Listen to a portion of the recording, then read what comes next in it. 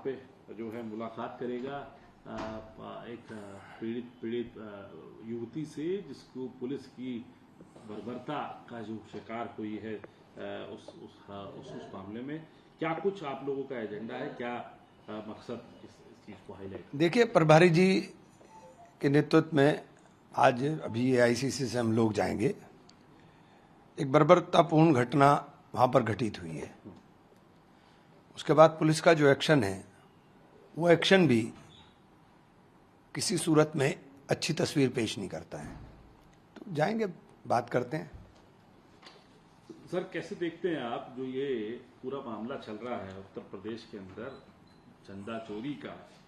अब उत्तर प्रदेश सरकार ने जो आसपास जमीनों की खरीद फरोख्त हुई उसकी भी जांच के आदेश दिए और एक हफ्ते में रिपोर्ट मांगी है। वहीं RSS ने भी कहा है कि बड़ा मिसयूज ऑफ फंड हुआ, जो उसके लिए बड़ी चिंता जाहिर करी है, लेकिन SIT में अपना विश्वास जताया जो SIT जांच कर रही है उसकी जांच के अंदर कैसे देखते हैं? देखिए, SIT तो है ही नहीं। सबसे पहले बार बार जो SIT किया जा रहा है, SIT अगर SIT होती तो SIT FIR कराती, तभी तो उसका वैधानिक रूप होता। तो वो है ही नहीं। तो ये सिर्फ बेवकूफ़ बनाने की बातें, और इसके अलावा बहुत बड़ी चीज़ें देश के अंदर हैं। देश में इस समय शिक्षा व्यवस्था पूर्ण रूप से ध्वस्त हो गई है। गरीब बच्चों का शिक्षा हासिल करने का जो सपना बाबा साहेब भीमराव अम्बेडकर का था वो चकनाचूर हुआ लग रहा है। और स्थिति ये आ गई है कि शिक्षा इतनी महंगी हो गई, इतना व्यवसायीकरण हो गया कि गरीब के लिए दूर की कौड़ी की बात हो जाएगी। 92,000 स्कूल बंद हो गए, सरकारी स्कूल एक माध्यम थे गरीब बच्चों के पढ़ने का, वो बंद हो गए। तो कहां खड़ा कर दिया ला करके। लेकिन इसको किस तरीके से देखते हैं आप सर? जो RSS बड़ी चिंतन शिविर बेलगावी में उन्होंने लगाया, वहां पर राम मंदिर के मामले की निंदा करना और SIT को एक तरीके से उस पर विश्वास जाहिर करना, ये RSS के स्वरूप को कैसे देखते हैं पूरे मामले पे आप?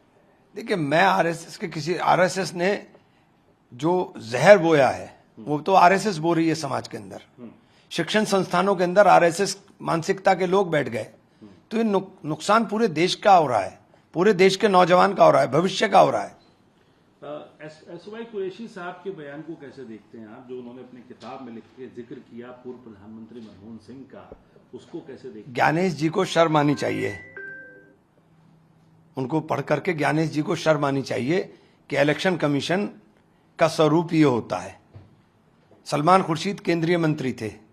सलमान खुर्शीद साहब के खिलाफ एक्शन लिया गया था चुनाव आयोग द्वारा। तो उनको समझ में आना चाहिए। और लोगों ने कहा था कि चुनाव आयोग अहंकारी हो गया है। चुनाव आयोग की निष्पक्षता देश के लोकतंत्र के लिए बेइंतहा जरूरी है।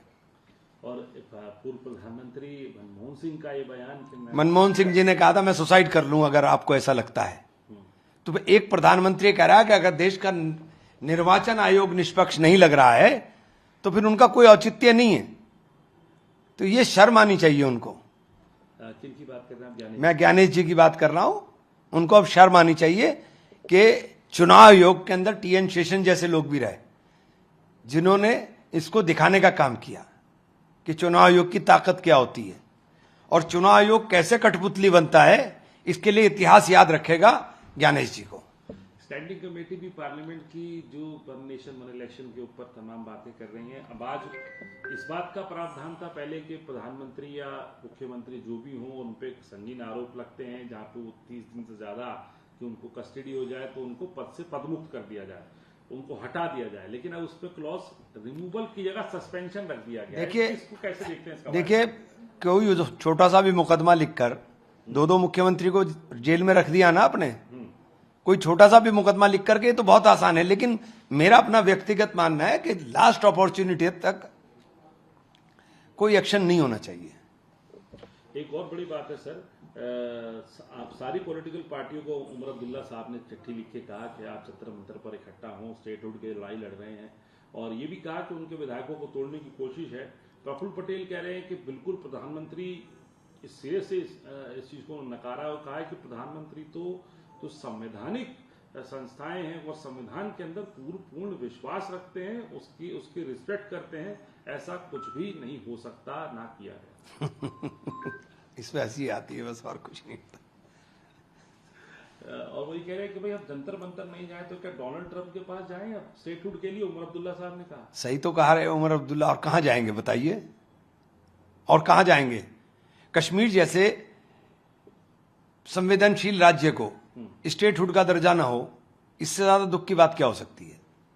रामदेव जो हिंदू राष्ट्र की बात कर रहे हैं और तमाम बातें कह रहे हैं। देश के अंदर शिक्षा पे बात कर लें, स्वास्थ्य पे बात कर लें, बाबा जी तो बहुत बड़े उद्योगपति हैं, गिरती हुई इकोनॉमी के ऊपर बात कर लें, ये विषय हैं देश के। आखिरी और महत्वपूर्ण सवाल आपके प्रदेश का, आपने कल भी बात कही कि भाई समाजवादी पार्टी और को अलायंस की बात करनी है और मुसलमानों की उपेक्षित करने की बात है, तो क्या स्वरूप देखें आगे अलायंस का और सारी चीजों का? देखिए, अलायंस होना है तो अलायंस पार्टियां तय करेंगी, मेरा उसके अंदर कोई नहीं पार्टी तय करेगी। मैं कांग्रेस का सिपाही हूं, मैं राहुल गांधी प्रियंका गांधी का सिपाही हूं, तो मैं तो अपनी बात करूंगा, अपनी पार्टी की बात करूंगा, पार्टी नेतृत्व जो तय करेगा मैं उसको मानूंगा। लेकिन ये बातें सिर्फ अखबारों में या छोटे छोटे बयानों के माध्यम से गठबंधन को चिल्लाना, ये ठीक नहीं है। जो भी होना है उसका स्वरूप सामने आना चाहिए ना, कि क्या होना है, किस तरीके का स्वरूप बनना चाहिए आपको लगता है? क्योंकि आप भी मंझे हुए नेता है, उत्तर प्रदेश को पूरी तरीके से आप देखिए, जहां जो कुछ होना है उसे बैठ करके तय होना चाहिए ना। अब आप लास्ट मोमेंट तक इसे खींचेंगे, लास्ट मोमेंट पे होगा कुछ नहीं, नतीजा ढाक के तीन पात। तो आप ईमानदार अगर हैं सरकार बनाने के लिए तो ईमानदारी से प्रयास आज करिए, आज प्रयास करके इसे कंसोलिडेट करिए और उसके बाद फील्ड में उतर जाइए। आप फील्ड में उतरने की बात ही नहीं हो रही है, बात बयानबाजी हो रही है, बयानबाजियों से कुछ थोड़ी ना होगा।